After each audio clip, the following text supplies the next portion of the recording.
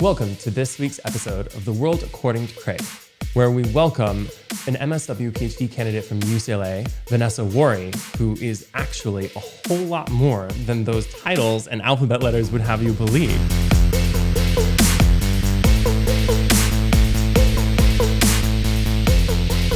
Thank you so much for joining. Thank you for having me. So we're going to talk a lot today about what it means to bring people to the table, which is my favorite concept. And you are one of my favorite people. You've inspired me from the first moment I met you. And more than just talking about what it means to bring people to the table, I want people to meet you and understand you. And I know that they will love you as much as I do, which is that in a country where only a third of people even complete college, you are an ambitious, educated, intellectual woman getting her MSW and PhD in, what's the subject on this? Social welfare. Social welfare. Mm-hmm. But you were not always in an ivory tower, and I don't think you're in an ivory tower now.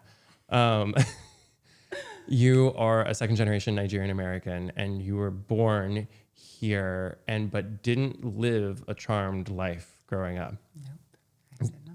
So what's the first thing that you would say that people need to know about who Vanessa is when it comes to understanding who you are today and who you've been and how that plays a role? Yeah, I think that, the most essential thing to know about me is that I'm a real person. I have had challenges and struggles across my life. I was former foster youth. I was a youth runaway. Been system involved. I was homeless. And, if anyone was to think anything about my story, it was just a story of overcoming, putting one foot in front of the other, and really allowing my experiences to inform my journey to where I'm at right now and towards everything I still hope to be. I love that. And so we've had a lot of people on this podcast who talk about their journeys, and they come from all different places. The thing that I realized about every single person I talk to is I don't like to interview people who, and I've made a conscious choice not to, so they haven't been on the show, of people who have 50 million followers, because that's great, but they have a platform, they have a voice, and it can sometimes be hard to relate to that when you're an everyday person. I'm an everyday person, you're an everyday person, but you are more than an everyday person. I mean, you just unlocked foster system and a runaway youth, having been homeless, and all of the struggles that go along with that. I see a lot of Lifetime movies about how the system fails, and I read a lot of headlines about how the system fails. Did the system fail? Oh, absolutely. And by a long shot, I think it was actually that system failure that was the catalyst for me getting into the work that I do. I ran away from home as opposed to being removed from the home, which is, an experience unto itself. But once I entered the foster care system, I sort of took that as my opportunity to go absolutely wild. And I just, shirked all responsibility. I was oppositional with authority. I was free in my mind, but I was also 14 and really could have benefited from a lot more structure than I had. Same. When I was 14, I was like, being an orphan, people were like, why were you in expulsion proceedings at every school you ever went to? I was like, what? I mean, it's not like I have a problem with authority figures. I had a problem with authority figures. Yeah. So that was definitely my experience. I had absolutely no guidance, and I was extremely free-spirited and extremely independent, which has served me well across my life. It's given me an opportunity to sort of experience a wide variety of life. But at that moment, what I really needed to do was to be held by the people whose job it was to make sure that I made it to adulthood safely. You needed adults to be adults. I needed adults to be adults, and help guide me in something that sounded more concrete than, well, we just need you to finish high school and apply to a 4-year and get on-campus housing, and you'll figure it out from there. What? That didn't sound even remotely appealing to me. I had a very complicated relationship with education and with school. It was something that, my parents tried to drill into my head, but having a negative relationship with my parents also caused me to have a negative relationship with school. So I was like, what? That's it? No. And I dropped out. I got a job at 14 and, was just sort of hustling internships. And, I think that's, really, really what needed to be different. I think I needed guidance. And so when I emancipated and found myself homeless and on the street due to this lack of being held, I said, well, there are going to be other people like me, undoubtedly, who will be entering the foster system immediately after I leave.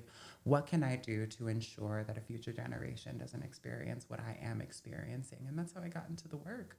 So you emancipated at what age? I was 19. Okay. So what made you emancipate? Like I didn't even know that was an option at 19. Yeah. Well, typically, emancipation does happen on or after your 18th birthday. Okay. You are legally an adult. And so that's sort of, I believe that things have since changed with the passing of AB 12, which was a piece of legislation I worked on back in 2010, which extended the age of foster care from 18 to about 21. But that was, of course, a few years after I had left. So you're 18, you're legally an adult, you're responsible for yourself. So they just say adios. They say adios. I lucked out in a lot of ways and got to stay an additional year because I was blessed to have a placement that was, I think, unlike any placement at the time, unlike any of the horror stories that we sometimes hear about foster care and the foster care system where people are just using you for a check and they kick you out and folks bounce around with their garbage bags full of stuff from place to place. I was lucky in that I was able to stay at one placement from 15 up until my emancipation, which was unique. And so they sort of supported me in staying a little bit longer so that I was able to find a transitional housing program so that I can effectively leave the system and be on my own. But then you get internships, and then this is a complex question. So it's a stupid question, admittedly, but how do you end up homeless? Like, how does that happen? Yeah, it is something that happens at the intersection of a bunch of things. So, Yeah, you don't wake up on a Wednesday and just suddenly be like, oops, it's a lot. Yeah, it is absolutely a lot. So in addition to not being guided properly by the people whose job it was, by social workers and lawyers and even guidance counselors at agencies that were specifically for foster youth, there was no emphasis in saving. There was no emphasis in professional development. There was no real talk. They spat the statistic at you and said, 1 in 3 foster youth in San Francisco, which is where I was born and raised, will become homeless. But that's all they really ever told you. They didn't tell you how hard it is to get a job. They didn't tell you, that you should be getting a job where, you can make 2.5 times the rent, or that most places require 2.5 times the rent and at minimum wage with was minimum wage even when I was where minimum wage was like $6, yeah, $5, something like that back when I was like $5.25. Yeah, exactly. So like the fact that you needed to make 2.5 times the rent to rent anywhere, coupled with the fact that I was still on my rebellious streak, it wasn't real to me, right? Because nobody had helped make this impending experience real to me. I just wasn't paying attention. I wasn't following through with my program. I wasn't doing what I needed to do to even stay housed in my transitional program. I just was still this young, wild, free, caring person who, as far as I was concerned, was free from my parents' house and free from, sort of the expectations that went along with growing up in that household. And I just completely failed. I think one day I, called myself having a little boyfriend, Lord forgive me, and and just never went home. Thought it was more important to go have fun, go be young, go be with him, and just never came back to my program, find myself exited from it, and that's when things got real. I was like, wow, no, this is real now. I'm homeless. That is traumatic. And there's a lot to be said for that. And then you have this revelation that this shouldn't have happened. Was it like a light on, or was it over the course of several months? Like how did you move forward out of that situation? Like, I don't even know. We talk about, talked about like guests on the show about how they move forward. Like, and I'm always emphasizing what is the first concrete step, because people talk about finding themselves, people talk about discovering their passions, people talk about failure. And my thing is, we always talk about the journey as a whole. We always talk about the end result, but we never talk about the first concrete step. What was the first concrete step, and the way on the way out of the pain and the failure and the homelessness? Like, what was the first thing you did? Like, where do you even start to climb your way out? In order to start climbing my way out, I had to hit my rock bottom. Okay. And, so that was a situation where I was sitting for Lord knows how many days it had been, doing the exact same thing, hanging out with the exact same crew, wasting my days going by. Not in COVID, because we all have been doing the exact same thing. So that might be yes. Just watching yet another day go by, doing absolutely nothing, absolutely no resources at my disposal, hungry, can't buy food, like thirsty, can't get anything to drink. Like, I just can't have access to sort of the freedoms to self-determine and do whatever you want to do. And I think I was sick of it. And I think there was one night where I was truly homeless, and I say truly homeless as in like outside on the streets, wandering all night from sundown to sunup, because it's safer to wander awake than it is to fall asleep. Like, I know pain and I know struggle, but I don't know that pain and I don't know that struggle. Like, I know hunger pains. I know a lot of things that are in the same universe, but they are not in the same solar system as that. And I mean, it's that, wow. Yeah, it sucked. Yeah, it was really, really rough. And I think that was sort of my aha moment. I have to do something different. I have to engage with a program. I have to find a job. And I think that, the universe has a funny way of working and working to give you everything that you want when you're ready for it. Because as soon as I sort of came to terms with what I needed to do, I found an opportunity to get into a shelter, and I was able to get a bed there. And then, within several weeks of that, I was able to find an opportunity through AmeriCorps, actually, that connected me with working with emancipated foster youth, or recently emancipated foster youth, and connected me with that exact experience, that exact opportunity to work in that capacity. And so that's what I did. I did that for a year, and that's where I worked on, AB 12, helping to extend the maximum age of foster care. That is an immediate pivot. I mean, you went from wandering the street to a year later working to pass a bill that would prevent people. I mean, there are rapid turnarounds, and then you are like a rabbit on light speed at that point. Yeah, I think I had to really be open to messages from the universe. I mean, there's a deeply spiritual path that I walk on top of everything that I do. And so I think that even back then I was very aware of messages from the universe. Like, I saw it as a sign. I was ready to make a change.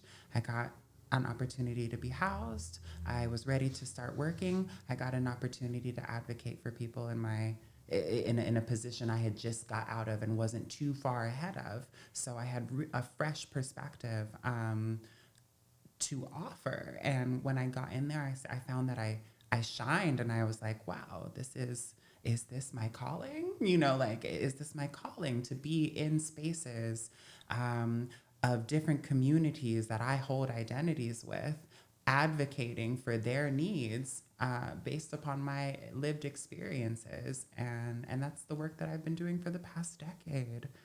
I mean, there's like mission driven, and then that is amazing. And I want people to understand that the work you're doing is to prevent other people from being in that, but it's not just limited to that, right? Like, and there is a not insignificant, it's a substantial backlash in Los Angeles from people who, with homes and businesses and apartments, who are in public polling, say that they're incredibly upset about the city's homeless efforts, not just their inability to get the homeless problem under control, but also the single-minded focus on that problem at what they feel is their expense.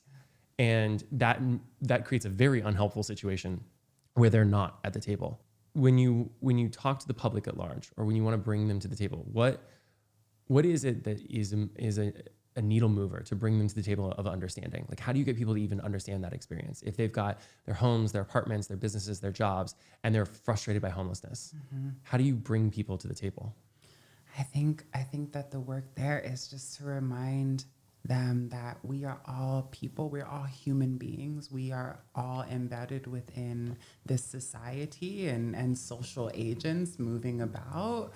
To use my own example, like, in thinking about the work that I do to try to, shed light on issues that are disproportionately affecting trans Black folks, it's like, well, so much has already been spent focusing on the negative, right? Highlighting this in terms of our marginalization and our disproportionate rates of violence and murder, HIV and AIDS, but never enough humanizing going on, right? And so I think that is the goal, like, to remind people that this person may not have the same level of resource or level of access that you do, but they are still people who are deserving of that, right? They are still people who deserve access to that, and just sort of like shedding light on the commonalities that bind us all, because it's more important to focus on what binds us. We can actually do more together than apart. Welcome to the world according to Craig, which is actually the world according to other people who think the same thing. When I say these things to the camera, what people don't know is that I've cribbed them from people like you who are smarter and have got them. I am obsessed with common ground. I am obsessed with building out from common ground. I have said repeatedly, if we start by talking where we disagree, we will never come together. But if we start by where we agree, we will come together. My question to you in that vein is, when somebody looks at the other, like, I don't know your experience, and so therefore I'm immediately distanced, and it's not an experience that I can relate to. How do you cross that bridge? So somebody might look at you and say, I am a suburban white housewife in Sherman Oaks with 2 kids, and I don't know what it's like to be a Black trans homeless woman getting her PhD or any of the things that you've gone through. So why even bother? How do you bridge that gap? What I would say is, I think you can relate to me a lot of ways. I mean, for one, my rent is due on the 1st as well. My bills pile up every 20 days, like everybody else. I worry about job security. I, worry about having access. I worry about, will I be able to pay off my student loans since I'm in school? That right there alone, is already a lot to shift the tide, because you don't need to be able to connect to my Blackness or my transness to connect to our common humanity. What I think is incredible about this vastly different approach is my rent is due on the 1st, my bills pile up, I worry about student loans, is that it meets the other person where they are instead of trying to bludgeon them over the head. Yeah. And my question is everybody doing it? Or are you the magical Santa Claus of building common ground? Because I would like to give you a forum and like a whole boatload of grant money to like bring people together. Because if we could shift that conversation, if we could just start by a forum on how we all feel when our bills are due, without talking about your Blackness or your transness or her whiteness or his suburbanness or whatever else, just the things we share in common, that is a different conversation. It's an absolutely different conversation. I will say a few things, like I don't want to say that I'm the only person doing it, but I will say that I might be someone who has been uniquely positioned to have slightly better chance at having the access I need to say it. And I think also, Yes, if we were able to have more conversations where we can just talk about these common ground factors, we could build the foundation needed to then go back and explore some of these more complex layers. There is a deeply educational piece that is important, to then weave in threads, understanding my blackness, understanding my transness, and how those experiences with those marginalized oppressions sort of impact what we can already share as common ground. My fear of, will I pay the rent, my bills, but first we have to get to that common understanding before we can start building and critiquing and problematizing and making it more complex. I think that, as you shared, this rush to put ourselves out there and to sort of shock people, it's valid. It's definitely valid. I would never tell anybody whose approach not to do that, or you're doing something wrong. I just wonder how we might make it more effective by building a solid foundation first and then diving into those conversations. That is a very politically correct way of responding on that, but it's true as well. It's almost like we're saying, let's be friends and let's punt things separately. I was having a conversation with another guest on the show, and we were talking about how what's amazing about a sports stadium is that you can have 100,000 people in that sports stadium, and they'll have different stories. And there are diehard QAnoners, and there are Trump fans, and there are Biden voters, and there are Democratic Socialists of America, all in that same stadium together. And when their team scores a touchdown, they are all cheering, and there is something to be said about that commonality, because they started from a place that wasn't about where we disagree or what we need to understand. They just started with like, let's be together. Yeah. So, it was pie in the sky for people to say, like, let's all hands and be kumbaya, but I actually kind of think there's something to that now, because I used to think, I was like, that's pie in the sky. But if you just don't discuss the issues and you just discuss what your experience is like, what my experience is like, which is basically what I'm doing on this podcast, you get to know people, and knowing someone changes the game. Yeah. What would you say to somebody in that vein who's listening about what it means to just stop? Like, what's the first step to what's the first step to making friends?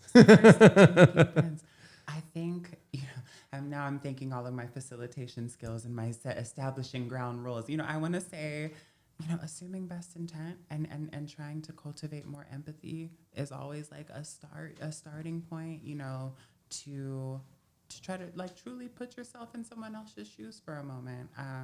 In order and to employ this active listening that enables you to maybe not think about your response, or not think about how you do or do not connect, but just hear that person and allow that person to get it off their chest for whatever reason you think they might be sharing what they're sharing or taking whatever position they're taking. Just try to like be open and give the same energy. Everyone is responsible for the energy that they put out. So try and give the same energy that you would like to receive, a little more openly and with a little more empathy. We are, all of us, all of those, both who currently find ourselves having resources and currently find ourselves without resources, we're all impacted by the social system that is constructed in the way it has and been set up in the way it has. And it's only together that we're going to be able to approach that and critique that and shape the trajectory of it. For me, I'm more of a future-focused person, so I'm always thinking about the future members of our society who are going to inherit this, and what we are going to need to do, the sacrifices we're going to have to make, the pedestals we're going to have to come down on, or the people we're going to have to elevate, so that we can meet in the middle and create a more equitable, more fair society, safer society for the future members.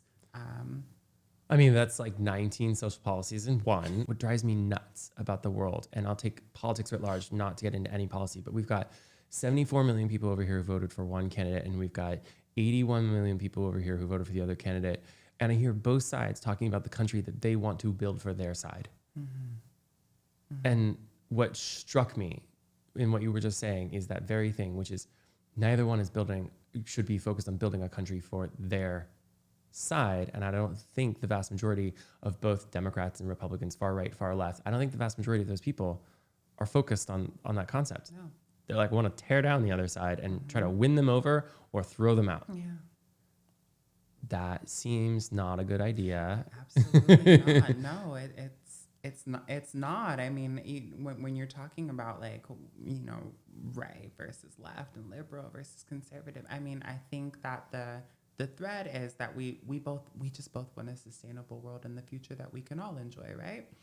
And so that should be what the mission is. I think sometimes we tend to, and as someone who always tends to live in the future, and loves envisioning the future, I think that maybe I'm positioned to see this a little clearer. But we tend to live in the moment a lot, I feel like. And all of these arguments all these political debates, these back and forths, trying to construct our country according to one side or the other. It's all for this, what can I inherit? What can I benefit from this now and immediately? And I think that also, too, is something that we need to address. People want change now, and they want to benefit from change now. And I definitely think that there are achievable things that can happen with quick turnarounds. But what might we achieve if we start to take a more long-term approach and a more, you know, chess, not checkers approach to envisioning a world where, you know, I am full aware that the work that I am interested in doing, I may not reap the benefits of in my lifetime, but I know that somebody will, and I know somebody will take what I have done and will have access to more because of it, and will be able to build more with what I've left them. It's so important. This, on both sides, people are focused of any debate. People are focused on now. And when you tell them, maybe not now, there are a lot of people who will say, I've waited too long. I've worked too hard. I need this for me. I don't know that there are a whole lot of people who say what you just said. So I hope that you inspire them. Yeah, hopefully. I mean, remember, both sides, y'all have children, and you have dreams for your children, you know, and so I get the passion that you put into this on both sides, because you want to create a future, not just for you, but like, you know, for your families and for your next generations. But think about everything that we've experienced so far to date. Think about what you want to do differently, and just try it, right? It's the one thing. It's the one thing we haven't tried. If it doesn't work, hey, go back to what you've been doing. But what have you got to lose? Where we are now is not going anywhere fun. That's a shift. People like to decry the U.S. of the 50s and 60s, but for me, there are a lot of things that were wrong, and we've made a lot of progress since then. But for me, one of the things that we got right then was that there was a focus that was not entirely on the self. Yeah. It was a focus on the self's role within the larger society, within the collective. Now, and sometimes at too much sacrifice of the self. And we don't want to swing that, but it's almost like we swung from this side of the pendulum to this side of the pendulum, and we threw out all the babies and all the bathwater at one point. Absolutely. So we're going to fill up the bath again. We'll go put the babies back in the bathtub.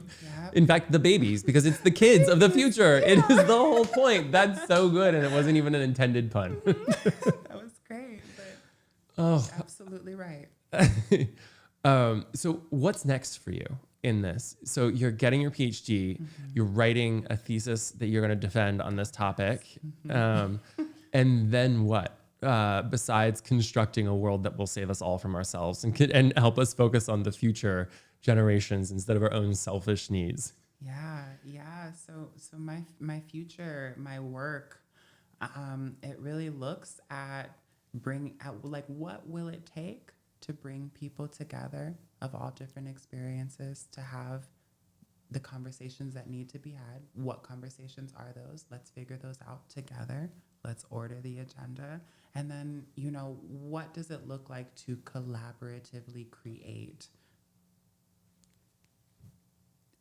and leave that open really to, for me, I'm in the world of research. Well, what does it look like to create community-based research in something that is more than just participatory, and left to the academics to disseminate in their ivory towers? What does it look like to bring academia down to the people? Oh, bless. Preach.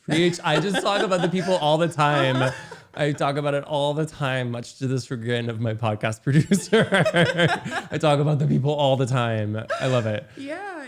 But that's just one domain. We talk about research, and we talk about policy, and we talk about civic engagement. We like all of these things.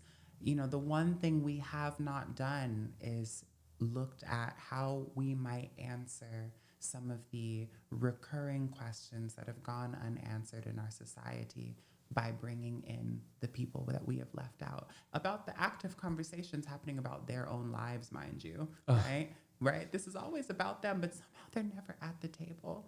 It drives me nuts. We have all these civic organizations, and not one of those people have people at the table. And at most, maybe they've talked to 500, maybe they've talked to 1,000, but there are millions of people in the city. My whole thing is we have a whole lot of like NIMBYism. I actually don't think most people are focused on NIMBYism. I think the people who show up have the time to show up. And I'm like, I am not interested in their opinion. I mean, they're lovely, don't get me wrong, but they have shared their opinion. I'm interested in the opinion of the single mother of two working two jobs who does not have time to take out of the day. And I'm interested in the efforts that we put out there to meet her where she is, rather than try to ask her to come to us. Absolutely. And you might find that you get a lot more rich qualitative data to work with, to address, to answer some of these same questions that we keep banging our heads up against, keep producing the same kind of data, keep pushing the same kind of policies that don't actually impact the lives that we want them to in the ways we think they should. So that is a lesson. Bring people to the table to have the conversation, and make sure that the people you bring to the table are the people who are affected by the conversation, which is everybody. Yeah. Make sure you bring everybody, though, right? We sometimes think everybody, and it sometimes ends up being, whoever can make it. And I like that you said bring people to the table, but consider bringing the table to them. That is the lesson. Let's bring the table to the people instead of asking them to come to it themselves. Yeah. Well, that is amazing. This has been an incredible time. I am going to be the front row cheerleader to everything that you do. If there is not a Vanessa Warri fan club, I am going to start one. I'll be the president and the founder. I will be there every step of the way. I am so grateful that you joined today to talk a little bit about what you do. I have a feeling I'm going to have you back on about a dozen times. We're going to start a spinoff. Yeah. And I want to thank you for tuning in to The World According to Craig, where once again, it is a conversation with someone who is smarter, better, prettier, and just more insightful than I am. This is the world as I crib it from other people, and I am so grateful that you allow me to crib the insights and the intel that you've shared with us. And I am going to start building tiny little tables with cupcakes and taking them to people so we can sit down and just have a conversation. Just start with the conversation. You'll be amazed at what flows from there. Awesome. Thank you so much. Thank you so much.